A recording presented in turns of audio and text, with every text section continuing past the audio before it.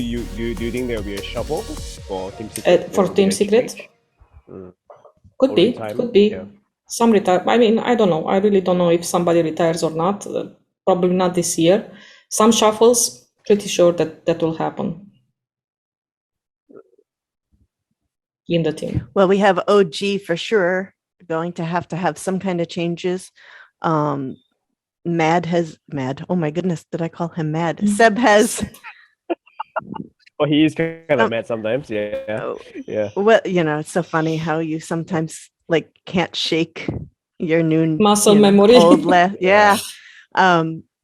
He's already alluded to it in his tweet when they lost, that I was hoping we would do better in my last tournament, his eye surgery, 2 TI wins already, things like this, so he's kind of already alluded to it. Thompson has already said prior to TI, that he was looking forward to taking time off with his, he has a child now, a little girl, I think she's just only a toddler, barely out of the infant stage type of thing, to spend time with her and his family. So I think, definitely going to have some changes in that big shuffle. Although we did already have a shuffle with them for this year. This isn't the same OG that TI8, TI9. So, I don't think it will be as much of a shock or too hard for their fans to take because it's already happened. The first time around was probably harder, but we'll see in that. Do you think that Sumail will stick around and perhaps even switch to the 2 position or no? It depends on who's on the team. Yeah, it depends on who stays on the team. I think the OG shuffle will be the biggest one.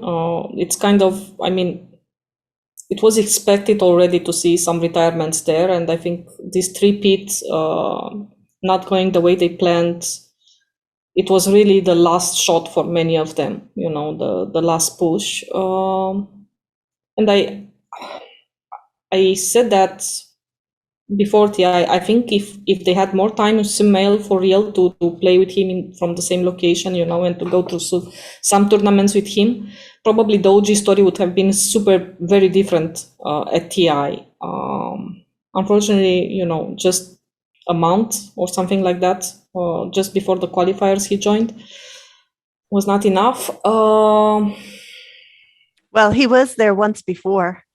Yeah, but briefly. I don't know. It will also really depend a lot on what other teams do. I don't think Sumail is keen on going back to NA. I don't think he is, just because of how, professionally. What NA has to offer, yeah. Exactly. As competitiveness in that region, you might, just lose form because playing there. But at the same time, I don't know. I think this is going to be one very, very, very big shuffle in Europe, CIS, and Southeast Asia is already happening. I think even North America. I'm not so sure we'll see Ice and Abed staying in North America with Evil Geniuses, specifically them two. I'm saying because of COVID, because of restrictions, because of family, things like that. We already know Quincy Crew, is going through a shuffle, and those are your 2 biggest NA teams right now. Okay, yes, Undying showed up at TI, and they did much better than was expected, but without an organization, without really clinching something much higher and more kind of tangible, they will probably see some kind of shuffle as well, especially if you have the shuffle for Quincy Crew or Evil Geniuses, and then some of their players might end up there and stuff like that too. So I think there's a lot. We're already seeing Fanatics shuffle. South America is already going full ham with their changes and their roster, shuffles already. The whole banner and stuff like that. Yeah, they're already going right into it all. Yeah, even in EU, like with Alliance, yeah. Mm-hmm. That's why I'm curious to see what happens. That's why I'm saying, sorry, I think the Europe shuffle will affect a lot of other regions as well, because you gotta think you have a lot of teams here with big names, that might, suddenly be out of job.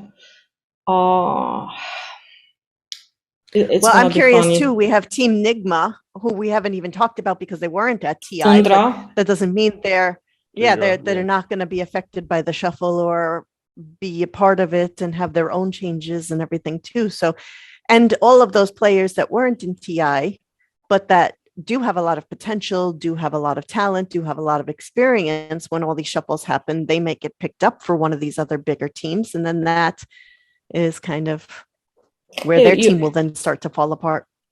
You have Tundra, you have Liquid, you have Enigma, as you said, teams that weren't at TI, and then you have Secret who might shuffle. I mean, I won't be surprised to see some shuffles there.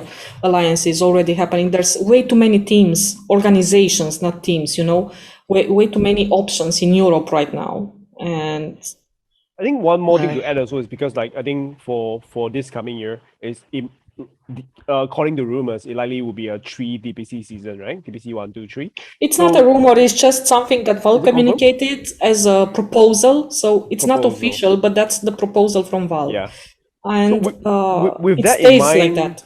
With that in mind, it may affect like decisions, right? Of like, picking up players because you're no longer just picking them for 2 seasons, but for 3.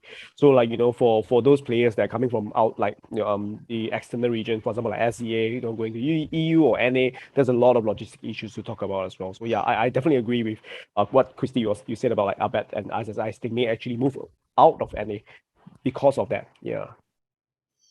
It depends. If they have a 1-year visa, and if Evil Genius's top management doesn't see this like a complete disaster, which is hard to believe, because it kind of was a complete disaster. From ISSI's and Abed's perspective, considering what's happening around the world with the COVID, I think what Evil Geniuses represents now is not that they have a very strong team and very high caliber players to play with, but it's also financial security. Do you take that risk to go to Southeast Asia, where you saw how many organizations disbanded during COVID, where you see that you have only like 2 or 3 big names for ISIS and Abed? Actually, there's an option to come back to Fnatic if Fnatic wants them back. There is. And the other option was TNC. So I think it depends a lot on what EG wants, from this year. Not on what ISIS wants or what Abed wants, because, again, there's definitely going to be a lot of big movement. Yeah, go ahead, Christy. No, I was going to say, and we still don't have that official information from Valve. So roster lock period and what that even means in terms of shuffles between each of the majors, because they always tweak both the format of how things are, but also usually things like what the point distributions will be, or what the penalties will be, or if there's a hard lock, a soft lock, no lock, open, all these kinds of things. There's always adjustments to this every single DPC year. So we don't even know. I mean, maybe Valve will say, you know what, we're going to have more leniency this year because all the COVID situation is happening. So we're going to not have as many penalties for roster changes, or have more openness between region transfers or something, and maybe that would influence other people's decisions. So I think some of it is also going to depend on once we see what Valve actually says in terms of those locks, in terms of the dates for having to solidify it, and how open will it be between 3 different majors, or how locked in will it be until TI type of thing. I won't be surprised even to find that we're going to have a substitute rule added or something. I was just reading about CSGO Major, which is, of course, another Valve tournament. I think this is the first major when they are allowed to come with a substitute at the major. You always have substitutes at third-party tournaments in CSGO, and people that can even be swapped between rounds. But I think for the major, for a Valve tournament, this is the first time when the teams are allowed to have substitutes just in case something happens, And I won't be surprised to have that in Dota for the next year as well. It's not exactly a bad thing. Yeah, I'm quite happy for that, to be honest, to have like a 6-man, right? To have a official 6-man. And yeah, Christy, PPD can come back.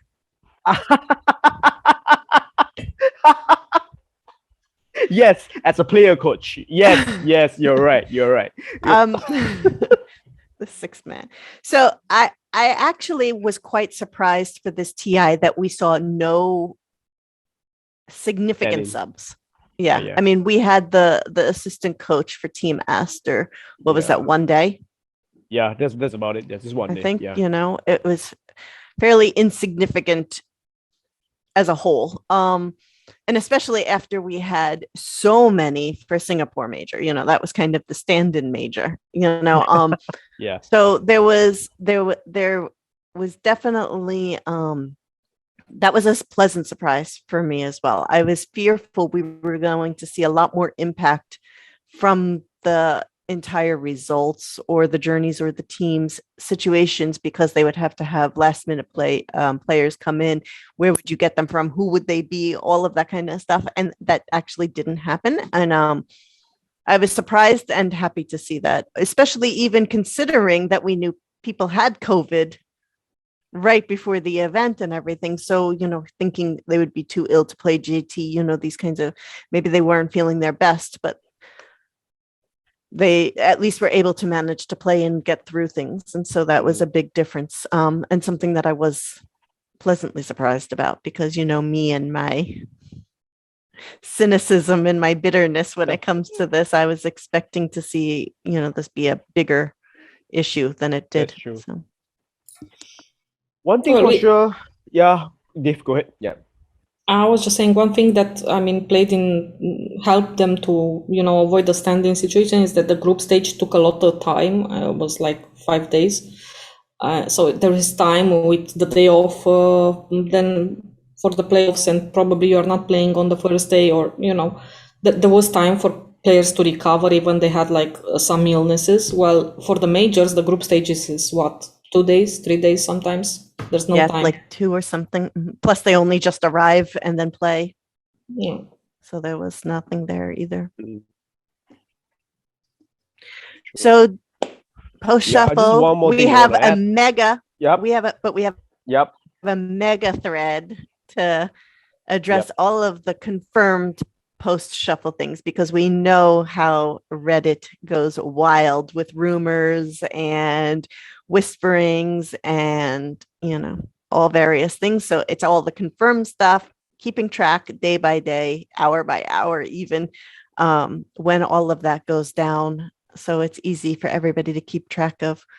And hopefully there'll be some news also in the coming week that will kind of shape what's going on for the rest of the season.